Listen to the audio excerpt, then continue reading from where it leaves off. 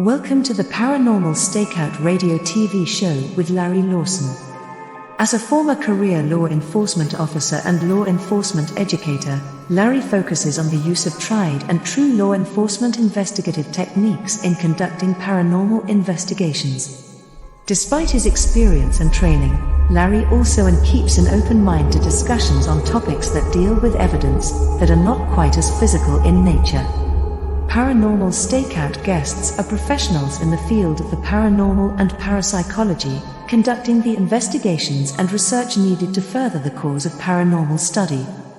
Larry advocates an agenda of standardization of structure and training in the field of paranormal investigation and research for the purpose of one day being able to produce the evidence needed to convince a jury of the existence of the paranormal.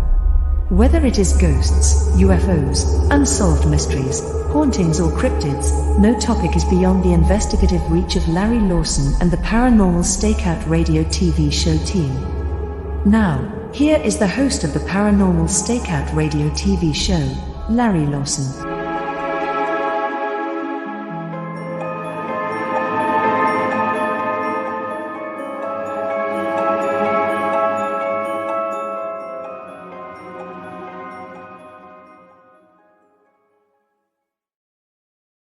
And good evening, everyone. Welcome back to Paranormal Stakeout. I am your host, Larry Lawson, coming to you from the great state of Florida, where we only have two seasons, hot and hotter. And right now it's kind of hot down here. But anyway, welcome back to the show, folks. Little house cleaning up front. Would like to invite you at your leisure to take a look at our website so you can find out about my team and some of the things that we do in the world of paranormal research and investigation. You can check us out at paranormalfbi.com and indianriverhauntings.com. Now, one thing I do want to remind everybody that I really enjoy getting questions and thoughts from you. So please get a hold of me at ghostguy@paranormalstakeout.org. That's ghostguy@paranormalstakeout.org. And if you've got a question, send them on in and we'll talk about it at the beginning of each show and maybe answer some questions. And if I can't find the answer, I'll sure as heck find out where to get the answer. And as you know, in this show, we always bring in folks, experts in the field that cover all topics of the paranormal, and tonight's no exception. Tonight, I have paranormal author Leigh Landon.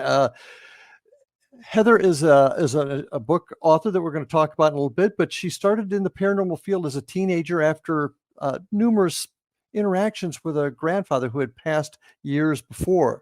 She holds a Doctor of Philosophy in Metaphysical and Humanistic Science from the Institute of Metaphysical and Humanistic Science. And she's also certified as a certified paranormal investigator and EVP technician through the same organization. She is the founder of Exploration Florida, based out of Southwest Florida, but she has spent a ton of time out west where some of her books that we're going to talk about tonight were written. Ghosts of Southern Nevada Ghost Towns, Ghosts and Legends of the Vegas Valley, and Haunted Florida Lighthouses, and a new one coming out the first of the year, the Haunted Florida Ghost Towns. So that's really interesting. With that, I'd like to welcome our guest tonight, Leigh Landon. Heather, welcome to the show. Hi, Larry. Thanks for having me.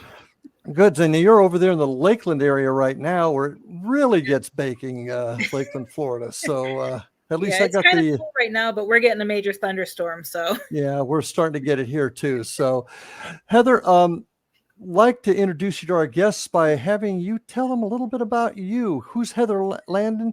How did you get involved in the paranormal? Tell us a little bit about yourself. Yeah, as you had mentioned, I was a teenager, 17, when I started having dreams and visions of my grandfather appearing to me. And it was in a home that he had never been in because he had died when I was 5 in the home that him and my grandmother had. And we bought this home probably 5 or 6 years after he had passed. And it just kind of was like, why is he here? And I've always had interest in oddball things for the longest time. So it just kind of piqued my curiosity. And back then we didn't have Google. So I spent all my time at the library researching, coming home with stacks of books. And our family vacations, we'd always go to Gettysburg. So I would, that's where I met Mark Nesbitt. And I would, here I am, a young teenager talking his ear off How can this happen? How can that happen? And from there, it just kind of progressed into what it is today. I spent most of my time behind the scenes because everybody thought I was crazy doing what I did, but I still did it. My favorite things to do is researching. I want to try, my ultimate goal is to make this field a true science by actually using scientific methods and developing a way where people don't look at it as a pseudoscience. So I have a long road ahead of me. I know that, but I'm trying to get a lot of people on board to help with that aspect. Well, yeah, and that's one of my my big desires too, is to gain some structure and some into this field so that we can start collecting evidence that would be widely accepted. Are you actively investigating now? I haven't since I've moved to Florida because I was supposed to have knee surgery shortly after we moved, and that got postponed, and then I finally had it in December. But I have been going to different locations for the book that I'm writing right now, The Haunted Florida Ghost Towns, and seeing the different, and of course we do little, not full-blown investigations, but we'll do an EVP session, or I'll do a dowsing rod, or my favorite tool is a fidget spinner. So I'll bring that to a location. Okay. Fidget spinner. You got to explain that. Yeah, we were hosting a fundraising event for a museum that I used to volunteer for, and we did a ghost hunt one night, and one of the girls came and she pulled out, she's like, "Can I show you something?" I was like, "Yeah, sure." And she pulled out a little fidget spinner, and she's like, "I have these all over my home, and the spirits communicate with me through them." And she put it on a rock. We tested to make, because it was an outdoor museum, we tested to make sure it was flat, there was no wind. And she had said that, and it was an area where we had paranormal activity occur before. So she started talking, and she's like, "If you're here, can you please spin this?" And it just slowly started spinning. And she's like, "Can you stop it now?" And, and then she started asking yes and no questions, yes, go ahead and spin it. And sometimes it would spin, sometimes it wouldn't. And it was just really interesting. So I ended up going out and I bought a whole bunch of light up fidget spinners in different colors. Just in case somebody in our audience doesn't know what a fidget spinner is, can you kind of describe that for us, please? I'm bummed because I might have one in my purse or my bag because I just used it the other day. Yeah, here we go. Yeah, they're the little spinning toys, I guess you would call them, or... A lot of kids use that to kind of help with their attention and whatnot. So yep. I use it all. I'm working here on the computer and I'll be spinning it underneath the desk. So that's interesting. Now, where did you use that? What location did you use we that used at? it in a mine in Nevada, in Nelson, Nevada. Then I've also used it in hallways when we would do residential investigations. And with the different colors, I could be like, if your answer is yes, spin the blue one. If it's no, spin the red one. And you can just focus a camera on it. And, you'll with the lights in the dark, you can see them moving, which is really neat. I used it here at a local cemetery where we did a photo session. So that was interesting. One of your goals in the field is to create a system that's falls in line with the scientific method, if I can use that description. Yep. How do you see that happening? What is your vision on having that happen? I know we can't get ghosts to act on command. That's always been the problem. And that's why a lot of people dismiss the scientific method. But just because you're not getting the same answer or the same reaction every time, you might be getting a reaction. So if you're able to conduct the same type of experiment at the same location and, at least get some type of interaction, to me, that's confirming to be able to move on to step 2 type of thing. And it's real tough. I mean, I'm still experimenting with it right now to find more ways to do it. But one way I tell people is to use an EDI plus. Put it in the same place for... EDI plus, yeah. Put it in the same place for 30 days, same time, and measure it for an hour. And then just compare things like, come up with the theory is, does the full moon affect it? And then see if the full moon affected it. Then next month, place it in the same place and see if you get the same results. But it's all about changing how we do things. So that way we're repeating the same thing. Well, now you're going to hit, I think we lost you there for a second. A thunderstorm may have hit. Heather, can you hear me? I can hear you. Okay, there we go. The Florida thunderstorms can really play havoc on the internet. Yep. have have you been able to have any luck repeating an experiment? Have you been able to document it? We have, but it was not really well documented, but I do have all the evidence to where I can go back through and fully document it, because we started doing experiments. We investigated the same location every time over and over. And we would do, in the one room, we always had interaction with the spirit. And I really wish I did more documenting to try to keep track of that, but I was with a team that really didn't document much of anything. So here I That's a am. big problem in our Yeah. field. Yeah. So here I am trying to do it on my own, but not getting support from the rest of the team. So I didn't know what they were capturing. But here I've been just trying to track different weather patterns and see where people are getting the activity happening. Okay. I come from a background, as you know, of law enforcement, which is pretty rigorous training. We talk a lot about this on the show, and I want to get the opinions of as many guests as I can on this issue. Standardization and training. You talked about getting us doing the same thing. Yep. And the analogy, and I'm sure the guests have heard this a million times from me, murders happens in Vero Beach and it happens in Spokane, Washington. State laws are a little different. Maybe some procedures are different, but essentially we're going to investigate a homicide here the same way they do in Spokane. Why can't we get to a point in our field where we're all basically at least following the same structure? What's keeping us from doing that? A lot of things. And I get harassed all the time for my thoughts on this, but I don't care. I share it anyway. It's a combination of things. There's too many paranormal tourists, because on that last team I was on, we had one investigator who finally openly, I kept asking her why she didn't have any evidence ever. And she openly admitted before I left the team that she never checks her digital voice recorder after an investigation. Even on our residentials, she just goes. And just to get the thrill. Right. So see, now I call those paranormal thrill seekers, and I think there's a place in this world. I mean, why do people jump out of airplanes for no good reason? Perfect good airplanes. So people go for the thrill. But if this field of ours is going to advance, we need to come up with a way that we're all singing from the same song sheet. Yeah. And how do we do that? The other issue is I've noticed a lot of people do the same things. It's, I guess they're trying to mimic TV shows is what I'm trying to say. They conduct the same things over and over and over when they're not really experimenting. They're just like, well, I've seen this done, so I'm going to do it this way. We know paranormal, I know a lot of people don't know it because they've never experienced it, but from my perspective, I know paranormal activity exists. I need to progress from the standard, which is, of course, why I started using the fidget spinner, trying new things to try to get answers.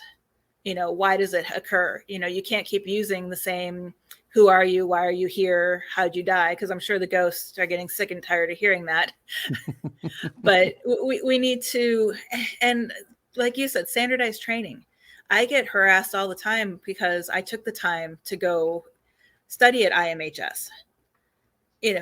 Granted, it wasn't a 4-year degree, but it was hard. It wasn't very easy. And he took us through a standardized method of training.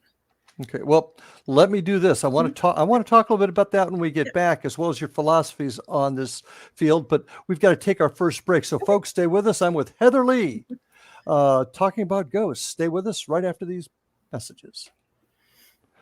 And we are back with my guest, Heather Leigh. Thanks for hanging in there, Heather. Hopefully the rain's not too bad over there yet. We're still getting thunder here. Before the break, we were talking about education in the field of paranormal research and investigation. You did study at the Institute of the organization? Yeah, Institute of Metaphysical and Humanistic Science. Granted, that's not a standard or academic university, as I think your website likes to talk about academic degrees and non-academic degrees. Yeah. But you still did take the time to study. And there are universities that do offer courses in different fields of the paranormal, parapsychology. University of Virginia is one that comes to mind. I know there's a couple up in Canada. How do you think that would help our field by not only having institutions like where you studied, but also the more traditional universities and colleges. How can that help improve the field? I think I truly do believe that if it would help everybody come together, it would put more of a serious nature on the field, not just a something to go out and do on the weekends. Because granted, I do other freelance work for clients, but I view this as my job. I write books. I try to help educate people. I host 2 radio shows and a podcast.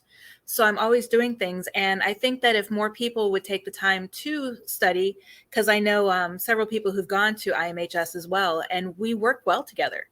We can communicate easier because the courses also teach how to communicate with clients, how to do different things, how to talk to the spirits properly. And it would make it to where we could not so much have all this paradrama, I think. And it would also put everybody That's a good way to put it. put everybody on the same page to as far as how we collect evidence and how we preserve it and how we, save everything.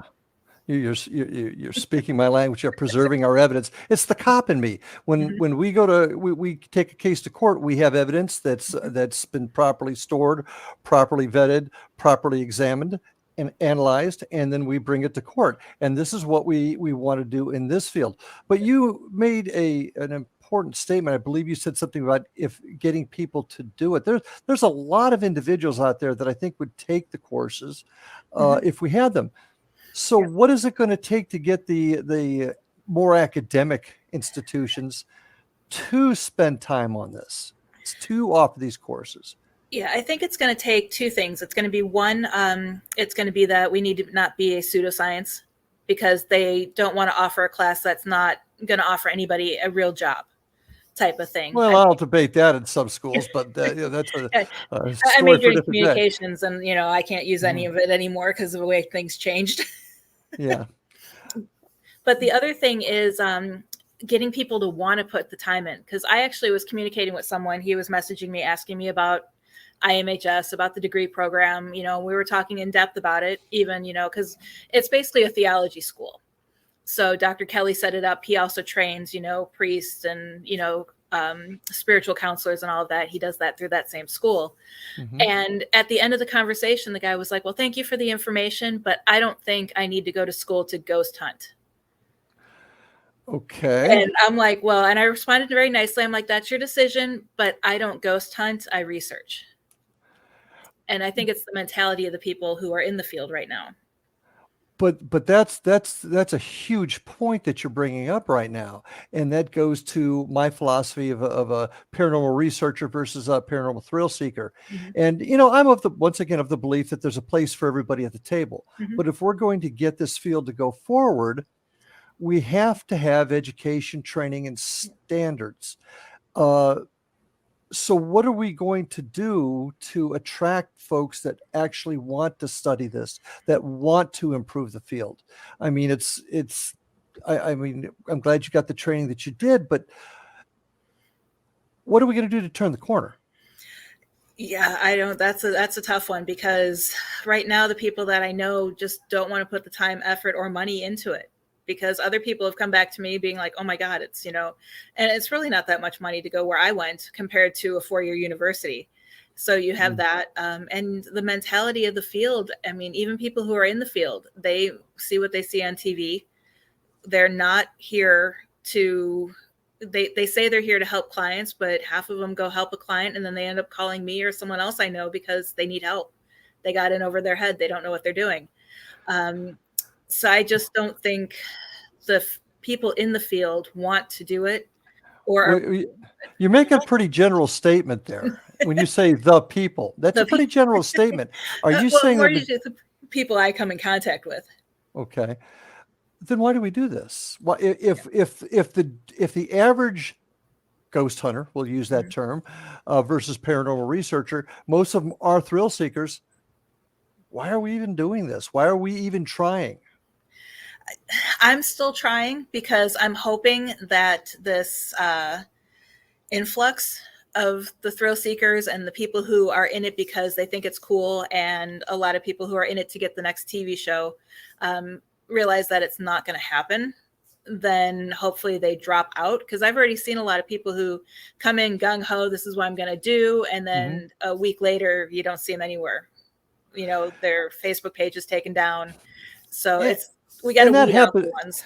And that happens in a lot of fields. I think part of that is human nature. Now, I tell you where I disagree with you a little bit here. I do think there are people out there, and I got to brag about my gang at the Florida Bureau of Paranormal Investigation. Yep. They are an outstanding group of people that truly do want to learn, and and spend a lot of time trying to better themselves. So I think that they're out there, and that's one reason why I don't want to give up. I mean, I spent most of my career on the line as a detective, and this mystery, by God, I'm going to solve it one way or another. Right. I'm going to go where the evidence takes me. I can tell you that. So getting away from that a little bit, I want to talk to you or ask you a little bit about your philosophies. What do you think this whole phenomenon is? What are we trying to find out? What is it, in your opinion? It's tough because we haven't found out yet. I have several different theories on it. One is, of course, the residual hauntings of that. A lot of the energy, something that I'm actually researching right now, is the Superman theory. And it was where quartz is a conductor and a recorder of natural energy. And that's areas with high concentrations of quartz have higher levels of paranormal activity, such as like the Nevada Triangle. Let me stop you there for just a second then. Yeah. If that theory that quartz is collecting energy and at some point is re-energizing that energy and putting out where it can be seen, is that really a ghost, or is that just some sort of natural phenomenon? Yeah, that still falls under paranormal, but I don't classify that as a ghost per se. Okay. It's just like a recording being played. Then another theory that I'm still trying to figure out how I'm going to try to research this one, but it's the parallel worlds. And we're all on our own frequency going up and down. And when we see, let's say we're climbing a set of stairs and there's a lady standing in period dress at the top of the stairs, that could be when our parallel worlds cross. When we see that. And, is that happening with the full moon, the new moon, and things like that? So it's almost like an other dimensional. But as Einstein talked about. Yeah. And then the other theory is just, they are spirits and they're just waiting and watching. Kind of thing. So if we're going to the dimensional topic just for a second, there's a lot of folks now that are trying to connect cryptids, Bigfoot in particular, ghosts, UFOs, all into that dimensional theory. Do you have any thoughts on that?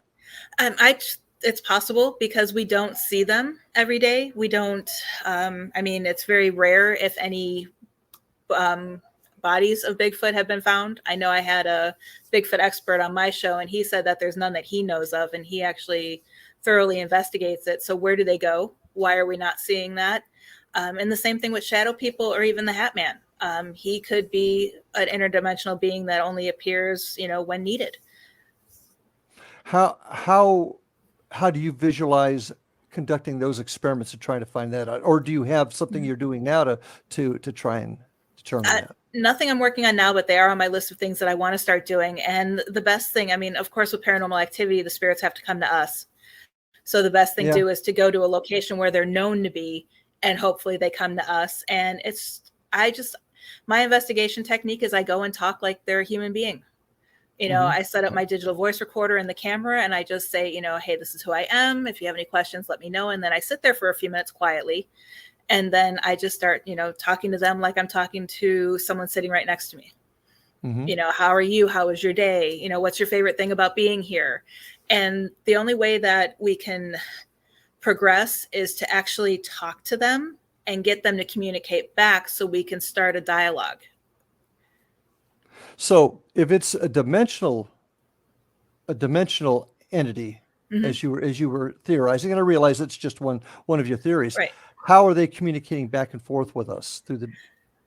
A lot of times, I'm almost thinking that they communicate with us telepathically, because a lot of people I've talked to that have encountered Bigfoot up close or within a safe distance, or have encountered, the Hat Man or shadow people, they don't physically, they say that they hear them talking, but they don't physically, like hear the coming through the ears, if that makes sense.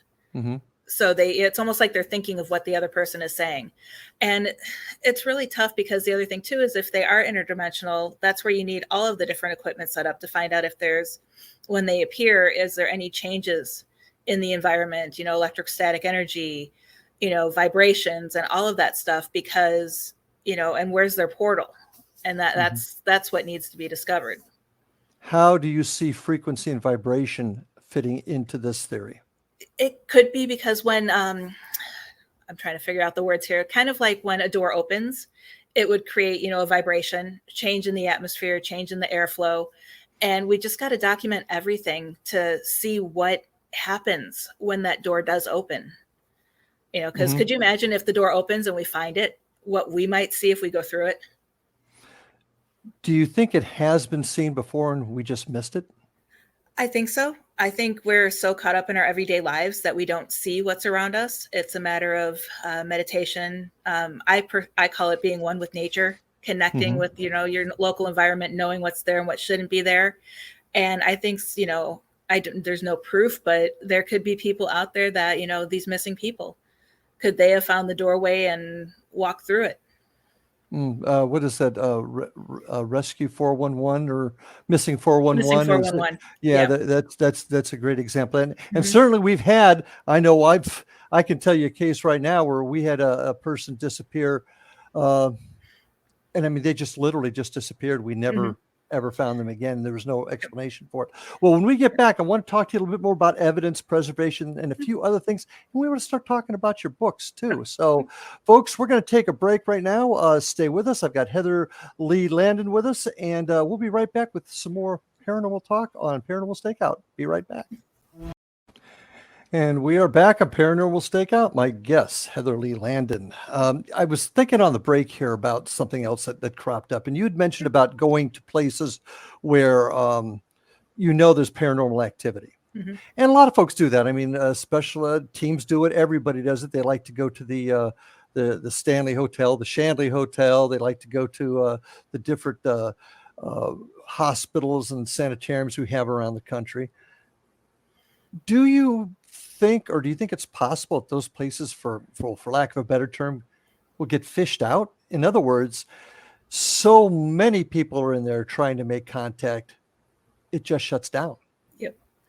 Oh yeah, 100% agree with that. Like the Goldfield Hotel, it's people say they get activity up and down. There's reports everywhere. I know people who've claimed that there's been activity. When we were there, nothing. You got nothing. Nothing. It was dead silent. And even at Gold Point, we did have activity by the Hangman's Noose and inside the saloon, but the rest of Gold Point was silent. And where's that at? That is between Las Vegas and Goldfield. Okay. But it's so out of the way. It's the darkest spot in Nevada. And it's actually owned by two brothers who hit it big in Vegas, and they bought the whole town. Oh, okay. And preserved it. So it has all the, the original saloon, the post office, and all the original buildings. And you could even stay in the miners' cabins. And people say there's activity all over the place, and it's a hotbed for UFO activity. And outside of the quick EVP session we did at the Hangman's Noose and personal experiences inside the saloon, there was nothing. Why do you think that is? And because I've had the same experience. We've gone to some spots that were very active. We've had spots that were very active for us and have gone back, and it's been quiet. Now, I grant you that we can't make them come out. It's like fishing. Sometimes they're biting us, sometimes they're not. But after a while, where you don't get anything or you don't hear of anything else going on, you begin to wonder why. What's your theory there? Well, first off, if you go to like Goldfield Hotel or even, Waverly or anything like that, I personally feel that the spirits look out the window and they're like, oh God, here comes another team. and they all just go into hiding. It is my personal thing. But if you investigate the same location over and over, maybe the last time they didn't like you, so they're not going to talk to you the second time you're there. Or like in our case, we investigated a location in Vegas for our training every month.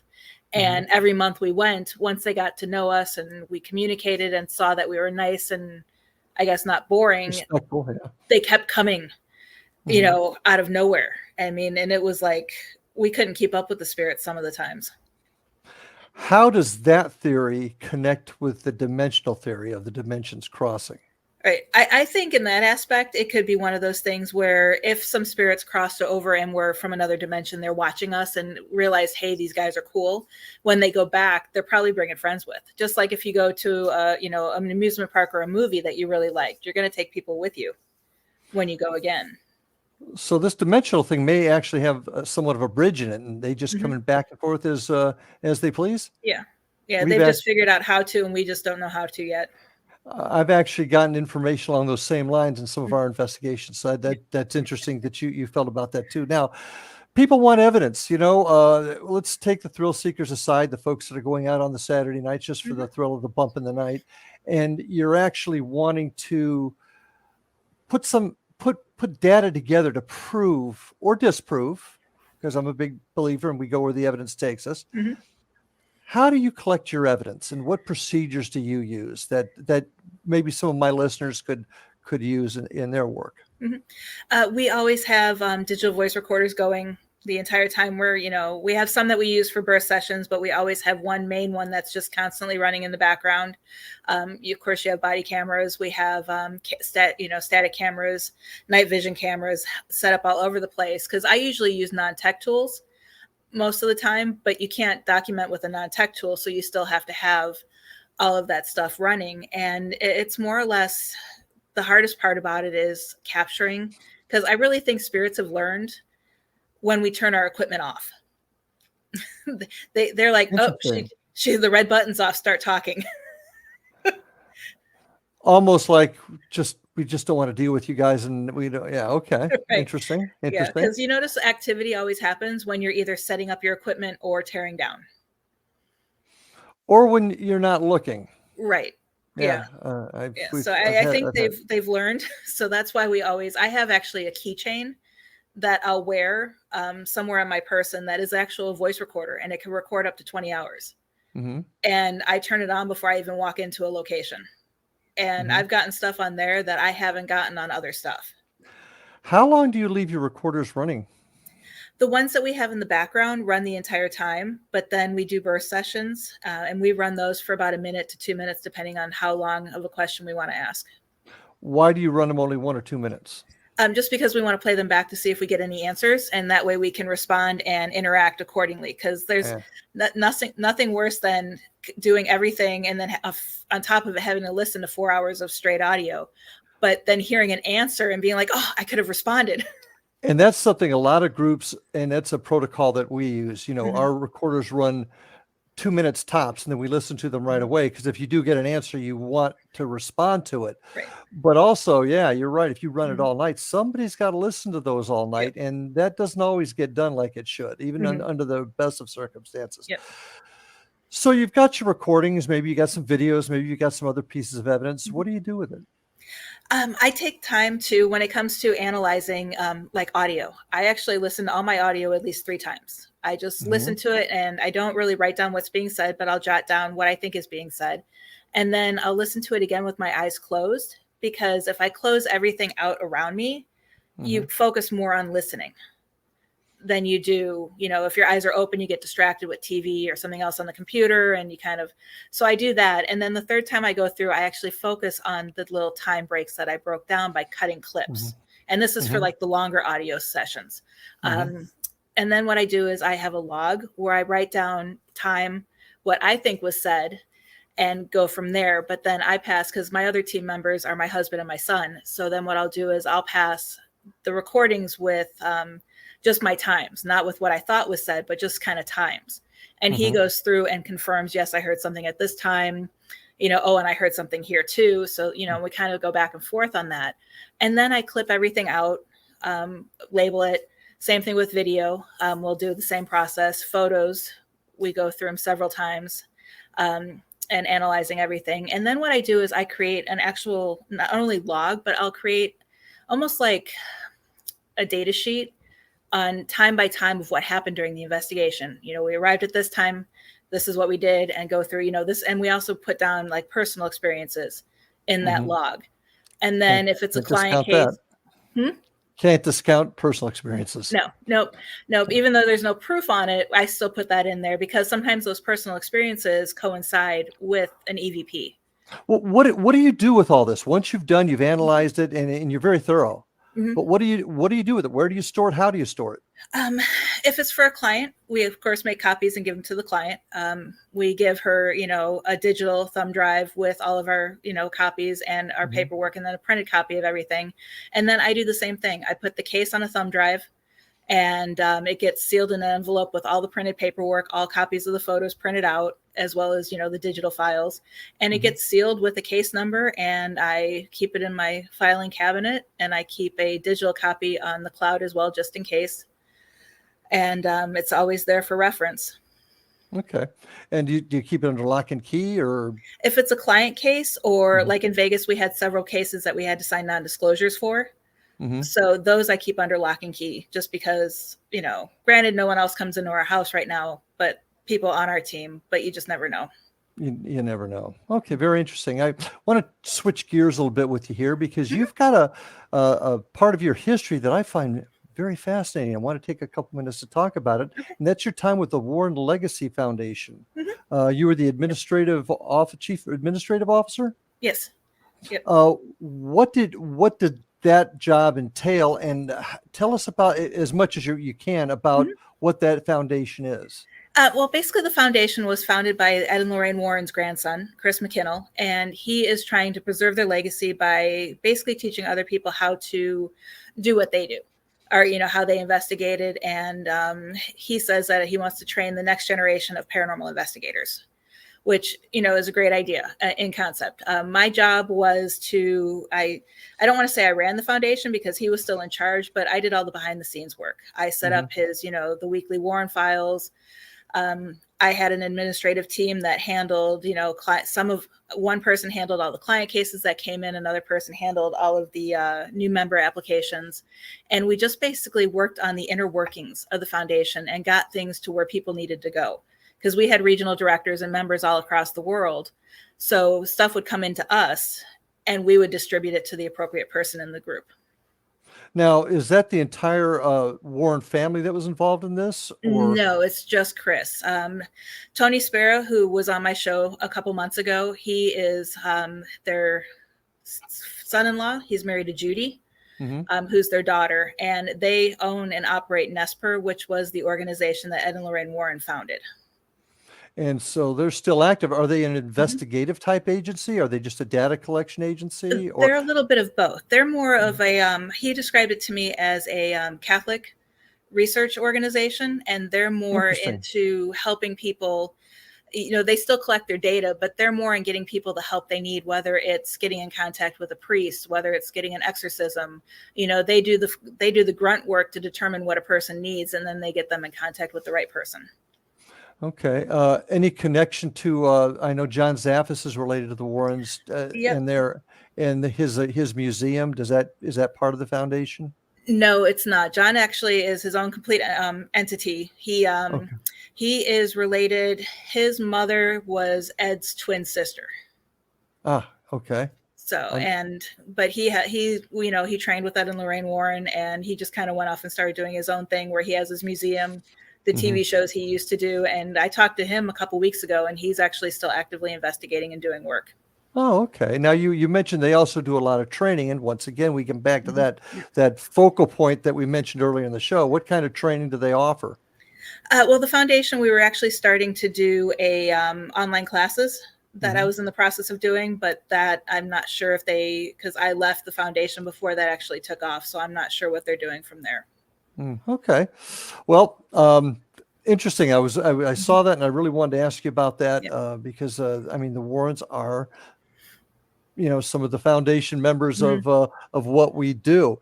We're going to be taking a break in just about 30 seconds from now. But when we get back, I do want to talk to you about your books. And I'm really curious and wanting to know what kind of research you did to put these books together and how they came together. So when we get back, we're going to talk about them. Folks, we're going to take our last break, and we'll be back with my guest, Heather Leigh Landon. in just a few minutes. So hang in there with us, and we'll see you right after this break.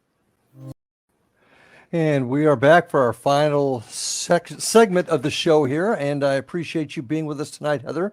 A little bit of housekeeping. Remember, you can get a hold of me at ghostguy@paranormalstakeout.org. If you have some questions or thoughts you'd like me to bring up on the show, also check us out at paranormalfbi.com and indianriverhauntings.com if you want to find out more about what we're doing down here in the state of Florida. And certainly if you do search us out, say hi so I can say hello back. And Heather, how can people get a hold of you? You can find me at heatherleephd.com or on Facebook at Exploration Paranormal, where my team is on there as well. Or you can find me on my radio show on WLTK DB Radio, which would be at, we just changed the name, at Exploring the Paranormal Show is on Facebook. Okay, yeah, and then I've been on that show, and recommend it. So take a look at it. Now, you're an author. You've been on TV shows, radio shows. You've done all kinds of things. But tell us about your work in the field of literature. Yeah, I've actually have been a writer ever since I was 16, and our next door neighbor was the publisher for a local newspaper, and they needed a high school sports reporter. And at dinner one day, I was like, well, I can do it, because I was always interested in writing anyway. I was writing poems and a whole bunch of other stuff. And of course, she sent me to a football game, and I knew nothing about football. So I was again at the library researching everything there was on football so I could report on the game properly for her.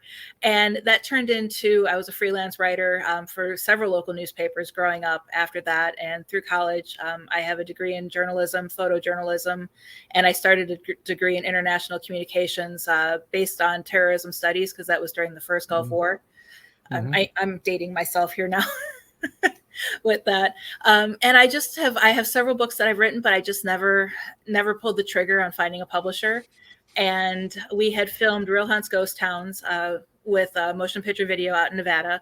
And I had already done all the research, and I was talking to a friend of mine, Peter Haviland, and he wrote for History Press. And he said, well, why don't you talk to my publisher at History Press about your experiences during the filming? And he got me in contact with the publisher. We chatted back and forth, and they loved the idea. And 6 months later, Haunted Southern Nevada Ghost Towns was published. And after that, you had the Nevada Ghost Towns and Ghosts and Legends of the Vegas Valley. How did all that come about? And tell us a little bit about the research you did to put that book together. Right. For the Vegas one, it was a lot of the team that I was with was really big into training, which was great. We were always going somewhere every weekend, practice investigating if we didn't have a client case. So that's where a lot of the locations that I have did the research for it, because I was the type of person that if they said we're going here, I dug deep into the history of the location long before we arrived. So I knew what to ask, what to expect, who to try to reach out to. And I had all that research done. Madame Tussauds, we visited several times, and I talked to the employees. I worked at a museum as a volunteer, and they shared stories, and they also would let me investigate when they were slow. So I was supposed to be volunteering and showing people around, and there I am off in a corner of the mine because it was an above ground mine. And I'd be investigating and talking to the spirits, and they just thought it was funny and loved it. So there was a lot of hands-on, a lot of digging deep, and definitely a lot of personal experiences that were in that second book. Did you actually do any full-blown investigations of any of these places that you wrote about? Yeah, McCaw School of Mines, we did a full-blown investigation several times there, including around the train. They had a train from Area 51 that we had a lot of activity. That train car would put the tri-field meter, it would bury it on the other side, and the minute you walk an inch from the back of the car, it would flatline and be like there's no energy. Interesting. So we did a lot of research. There was a little boy that would haunt around there. There was an undisclosed location on the Las Vegas Strip I had to sign an NDA for, but they did allow me to include it in the book as long as I didn't mention their location. So that one we spent all day and all night there. So we had full run of the place for several hours. And one of the parks that we've included, we investigated all night. And then there was one other location that we also had to sign an NDA for, but they luckily allowed me to include that information as well. Okay. Just off the cuff here, what was the most interesting experience, scariest experience, however you want to put it, that you had investigating and researching for these books? Yeah, one of the investigations we did was on the Las Vegas Strip. It was near where Tupac was shot. And this wasn't one of our full-blown experiences, or sorry, I have a hair that keeps, it wasn't one of our full-blown investigations. It was just one of those, hey, we're here, nobody's around, let's do an investigation real quick, because we all had, we all had our equipment with us. And someone had said, wouldn't, towards the end of the shutting it down, someone's like, wouldn't it have been cool if we could have talked to Tupac while we were here? And we have an EVP that says, I'm right here, like almost immediately after they said that. And I thought that was very interesting. Is it Tupac or is it someone else trying to talk? Like, hey, I'm right here. Why aren't you talking to me? I was actually going to ask that question. How did you know it was Right. Tupac? Yeah, no, we don't know who it is, but it was just very coincidental and very interesting. And then there was one, we were at, I was actually setting up, I was doing the kids' craft table at the museum. And like I said, there was a mine and it had a elevator shaft in the back of the mine that was brought from Nelson, from one of the mines out there. And this little kid comes running up to me and he's like, can you please tell the gentleman in the mine, thank you for giving me a tour and talking to me. And the other volunteer and I looked at each other, and there's only one way in, and the emergency door, I would have seen someone coming out of the emergency door because I was right where that was. And we're like, nobody's in there. All our volunteers are out here. And the child was like, well, he was wearing, overalls and he had a hard hat on. And we're like, no one here is dressed like that. So we go running in thinking that there's some crazy person hiding in the mine talking to children. And we turned all the lights on. We checked everything. Nothing was there. Nobody was there. How do you explain that? I put it to, I've seen the figure of a man that looks just like that walk from one of the mine caverns and into that elevator and disappear as he gets into the elevator. Interesting. Yeah. It fit the same description and everything. Same description and everything. So I found that one very interesting. Well, yeah, and it sounds like you had a little corroboration of it too. How often have you seen a full-bodied apparition? Full-bodied with full color, I would say maybe a handful of times, but I have seen several dozen shadow figures. Because like one location we investigated, I would see off in the distance every time we would go, same location, which is why I'm not sure if it was an actual apparition or a residual haunt, but it would be two men dressed in period like FLDS attire, and then four ladies dressed in the long FLDS gowns. And the place used to be a former Mormon settlement. Okay. I want to move back to Florida here now. I want to talk a little bit about the state we're in. And you've written one book already, The Haunted Florida Lighthouses, that's coming out. When's that coming out? September 11th. And what's your one right after that? It is Haunted Florida Ghost Towns. Okay. Yep. Most haunted spots you found in Florida so far? So far, in your opinion? In John's Pass so far. In Madeira Beach. I love that area. Have so many, I've seen, we'd turn a corner and I would see someone standing there and everyone else would turn around the corner behind me and I'd turn back and the person would be gone and there would be nowhere for the person to go to. We'd be in a store one time and I would feel like someone was tapping me on the shoulder and I'd turn around, nobody was there.